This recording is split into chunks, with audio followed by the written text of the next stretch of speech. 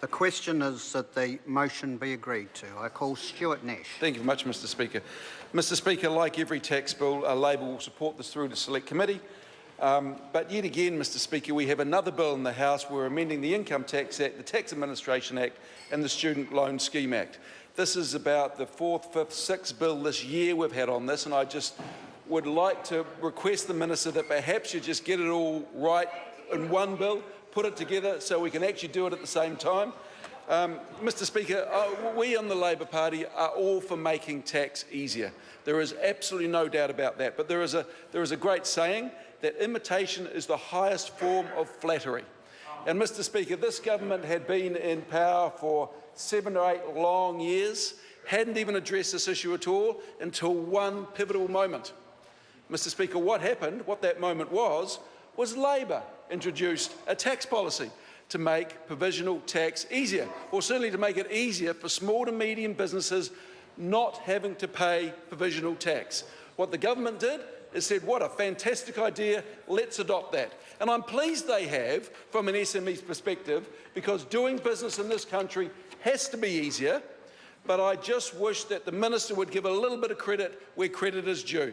You're welcome, Minister. I am sure what we will do, however, is make this bill just a little bit better through the Select Committee process.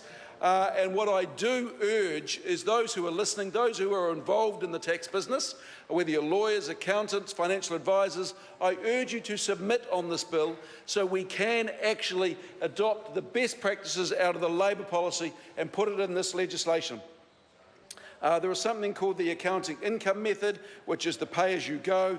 The thing about this, Mr Speaker, and I'm not too sure of the extent of this, is to access this, you must use accounting software. Not you, a business must use accounting software to derive the level of provisional tax required to be paid.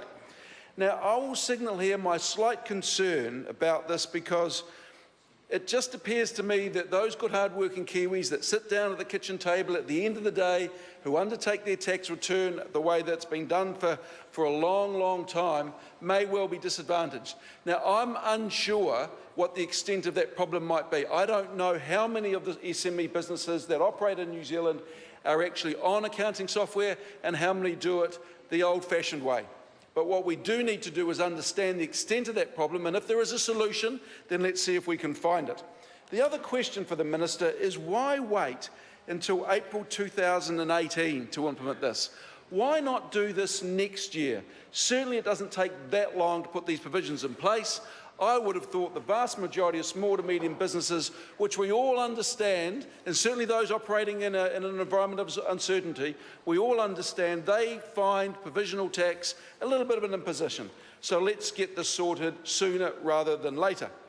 Mr Speaker, the other point that the Minister talked about that I would like to sort of set the record a little bit straight on is the foreign trust disclosure rules. Now, there are a number of information disclosure requirements that this bill puts in place. This is Foreign Trust with the New Zealand Resident Trustee. The trust must register with the IRD. The trust must file annual returns, pay regulation and filing fees, and share information with certain government agencies. Now, you would have thought that any trust in New Zealand would have to do this anyway, but no. We are changing the law to make sure this happens. But the interesting thing about this, Mr Speaker, is that the Minister and the Prime Minister said there was no problem.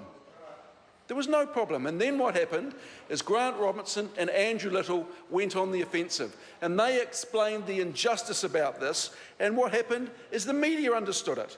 They understood the issue. The IRD certainly understood the issue because they had written a paper outlining the risk of this about 2 years ago. But, Mr Speaker, there is one group that understood this issue more than anyone. This is the small, powerful industry sector that lobbied first of all the Prime Minister and then lobbied the Minister. And magically this whole issue disappeared. Now maybe it is just a coincidence that when the Prime Minister's tax accountant lobbies the Minister of an issue that the IRD had highlighted, it disappears. Let's go with the fact it's a coincidence. But when the Prime Minister and the Minister both say there is no issue, move on, then the opposition highlights the fact, and what do we have next? the Prime Minister saying, well, maybe there is an issue here. He appoints John Sherwin. John Sherwin comes out and he highlights the extent of the issue.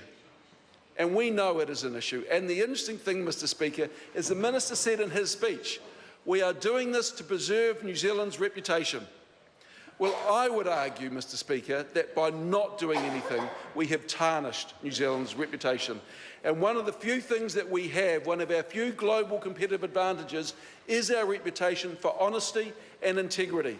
And when this incident, when this loophole was reported on in the global media, people talked about New Zealand as a tax haven. Now, it didn't matter if by whatever definition we actually weren't a tax haven, the perception globally was that we were. And the perception is all that matters. So when the Minister says we are doing this to preserve New Zealand's reputation, I would argue that the damage to New Zealand's reputation is reasonably significant, and we need to act really quickly to address this. But the interesting thing is, Mr. Speaker, if this had been done 2 years ago, if the Minister had followed IRD's advice when they came to him and said, Minister, we have an issue, but Minister, we have a solution. And he did nothing about that, Mr. Speaker, and I think that is negligent. I think that is irresponsible, and I think that is playing hard and fast with New Zealand's global reputation, and it is wrong. It is just wrong. So I asked the Minister, was it worth it? Was it worth it?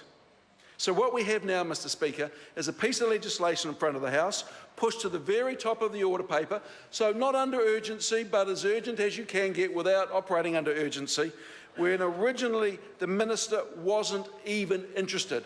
The Prime Minister wasn't even interested, and he himself said, there is no issue here. What's changed?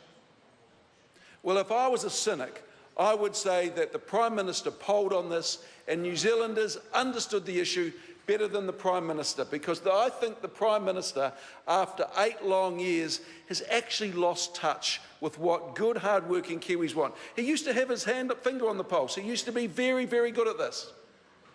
For 3 years, he was just, you could argue, one of the most in-touch Prime Ministers we had. After 6 years, it was beginning to, he was still there. But now, Mr. Speaker, he's got the third termitis where he has lost touch with what New Zealanders want. And the interesting thing about this is I think the Prime Minister and the Minister both thought this is about tax and foreign trusts, and New Zealanders don't care about this. It's too complicated for New Zealanders. But the thing is, New Zealanders got it. New Zealanders got it. The thing is, Mr. Speaker, is New Zealanders understand when they're being roughshod over by a group of high-powered lobbyists who go to the Minister and say, can you make this disappear? And the reason New Zealanders got that is because we'll put up with a lot, but one thing we really do not like in this country is that sort of behaviour, because what it does is it has a slight tinge of, I was going to say corruption, but that's the wrong word. Let me say favouritism. And that is not how we do politics in this country, Mr. Speaker. So to sum up, Mr. Speaker, Labor is supporting this bill to Select Committee.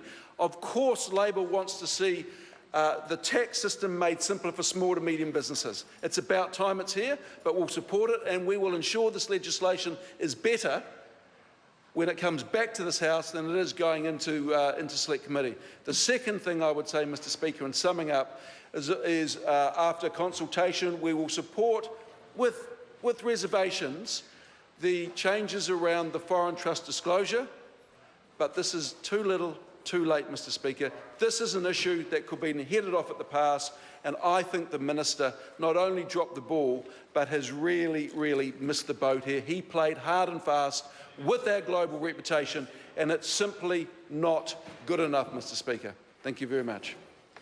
I call David